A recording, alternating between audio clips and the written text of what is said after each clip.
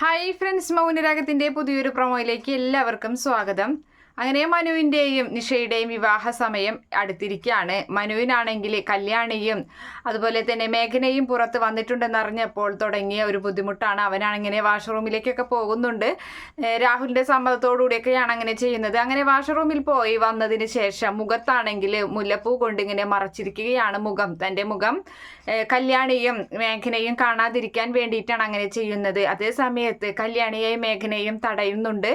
മേഘനയുടെ അമ്മ അങ്ങനെ അച്ഛൻ പറയുകയാണ്, വേണ്ട, അവർ ആ ചടങ്ങ് കണ്ടിട്ട് പൊയ്ക്കോട്ടെ, നമുക്കതിൽ ബുദ്ധിമുട്ടൊന്നുമില്ലല്ലോ എന്നിങ്ങനെ പറഞ്ഞ് അമ്മയെ തടഞ്ഞു നിർത്തുകയും ചെയ്യുന്നുണ്ട്. അങ്ങനെ മേഘനയും കല്യാണിയും ആ ഒരു ചടങ്ങ് കാണാൻ വേണ്ടി വന്നിരിക്കുകയാണ്. മനു ആണെങ്കിൽ തന്നെ പിടിക്കരുത് എന്നുള്ളൊരു പ്രാർത്ഥനയിൽ മുന്നോട്ട് പോയിക്കൊണ്ടിരിക്കുകയാണ്. എന്തായാലും കല്യാണിയും മേഘനയും മനുവിനെ പിടിക്കുന്നുള്ള കാര്യത്തിൽ ഉറപ്പാണ്.